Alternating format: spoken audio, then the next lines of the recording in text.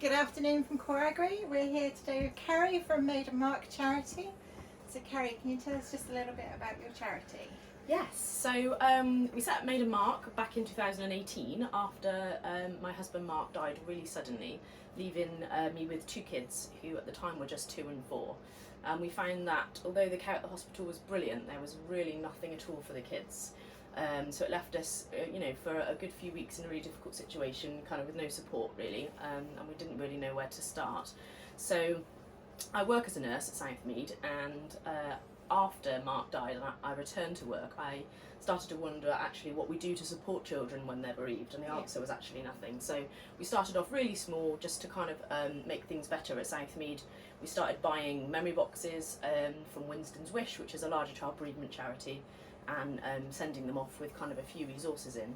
But as word of what we did spread, people were more interested, and as demand grew, we've now moved on to purchase our own purpose-made memory boxes, which we buy in bulk orders of 500. We take applications for support now from organisations across England and into Wales actually. So anyone can apply, provided that they are professional caring for children who are bereaved. So we have applications from hospitals, hospices, funeral directors, primary care teams, loads of places. So we review all those support applications, and the ones that are appropriate we approve to then order memory boxes. Yeah. So this is actually the first look inside our box packing space. So this isn't something we've kind of shared publicly before, but this is essentially a donated garage, so it means that we can run our operations here for free, which is brilliant because it just means more money to go back into boxes. So we purchase all our stock here, and it's all on the shelves, and our boxes come from a donated space which is donated by the Sprackmans, which is fabulous. So we get volunteers to come here and they pack our memory boxes. I was going to give you a little sneaky look inside one of our memory boxes. So this is what goes out in all the boxes. Do you have different age ranges that we you do. cater for? Yeah, so they come in 3 age ranges: 0 to 4 years, 5 to 12 years, and then 13 plus years, and that's just because obviously a 2-year-old needs something really different from a 12-year-old. Yeah. So they're all age appropriate. So they all have signposting information. So this is, this is just the real start of support for bereaved children. It's just, a beginning. And this little card is signposted information to loads of other organisations which can provide ongoing support. We put a little journal in because it's really good for kids to share their thoughts. We offer these 2 really important bits of equipment to kind of give children an opportunity to capture memories. So this one is an inkless hand printing kit. So what happens is that's like a little wet wipe, and then the team that are looking after the family would use that to take a handprint of the person that's died, and then the child can keep that in the box. That's a little bag to take a hair lock in case the family would like to do that, to keep a little hair lock from the person who's died. And then these 2 bits and pieces, there's a book there for the child, and that they're age appropriate depending on the box. Yep. And this really good booklet comes from Winston's Wish, and this is actually to support the adults who are looking after the child, because they ask questions that you just don't know the answer to, like, where are they and what is death, and all just things that probably you've never actually thought about before. And even as an adult, we wrestle with these questions, really, don't we? So that's what that is. And then the last important thing, which people really love, is we put a matching pair of Jellycat toys in. So these are octopuses, and we generally give these out for older children, but we have like bunnies, birds, and all sorts of stuff. The idea is with these that one stays with the child and the other stays with the adult that's died, and it's for bond making really. So they've got something that's the same forever, and that would go with the adult to the funeral directors, and then either to be buried with them or cremated with them, depending on where they go.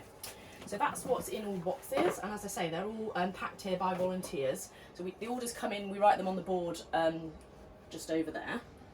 Absolutely fine for you to show that. And then we get volunteers to come in, pack the boxes, we put them into the boxes which are behind you, and then they get picked up by DPD, who come and cry at the amount of stuff they have to take, and then they get delivered to the organisations, who then have them when they need them to support a child. And is this for the handprint or for a photo? Yeah, so that frame there, I guess this is just the start. So the idea is, I guess, that the families would keep this forever, and that children can add to it and turn it into what they want it to be, really, to remember the person that's died. But yeah, that's intended to be kind of a photo frame. These boxes are not cheap. They cost us £16 per unit as a charity. Just the box? Just the box. Ouch. They are good quality though, and I think if you want something to last forever, they kind of have to be, really. But they have a magnetic seal, and this obviously costs additional money, but we buy them in bulk. from a company called Precious Packaging, who are based in Northern Ireland, but they're made in Lithuania, aren't they? I think Latvia, one or the other, somewhere, but they're cheaper to make than here, unfortunately. But yes, a box with the contents costs on average to the charity £40 for each box that we supply. So we don't pay any staff. Nobody that works or manages Made a Mark is paid. Everybody that does it in their own time. Everything is done by volunteers, and that's really just to keep costs down, because obviously everything that's donated and raised just goes back into doing this, basically. So, you know, we've got a team of 8 trustees who give a lot of their time around their work and their families, you know, and everything that everybody's trying to do in their normal lives to kind of make this stuff happen. And as we get bigger, it is a challenge, but one of our biggest challenges really is keeping the money coming in, because we have reached points, and actually we reached it just before Christmas, where we didn't physically have the funds to place another box order, because it's between £8,000 and £9,000 to buy a bulk order of boxes. So it actually put the stoppers on us for a little while until we'd recouped our funds. So that's one really, really important thing for us, is just looking at, you know, where our next money's coming from, and you know, having a really good event planner and people that are, you know, able to make donations, and we look at grants and things like that. So yeah, sources of income is the biggest challenge for us, really. So I know you've done an auction. What other events do you do for fundraising? So we all do all sorts of bits and pieces. We've got a kind of event calendar for this year, which includes our next event, main event, is actually the Easter Coffee Morning, which is in Alveston. And then we've got a Fun Day, again, which is in Alveston, that's in May. And then in June, we're really excited to be doing in Lower Almondsbury at Mark's Mum's Cider Apple Orchard, actually, at the Nap Cider Apple Orchard. We're doing an afternoon teas and apple trees. So we're selling tickets to have afternoon tea and a marquee, and then a little guided tour around the orchard. And that's looking really popular. So we will provide the link for the video with all the event information and stuff, in case anybody is interested in coming along, because that's a good way to support us and have fun at the same time. And also, you've got a link for a website as well? You've got a store, haven't you, with things that you can buy? And We've got a web page, and there's an online shop on there which has got kind of bits and pieces of merchandise and stuff. If anybody's interested in making a little purchase, we'll share the link for that as well.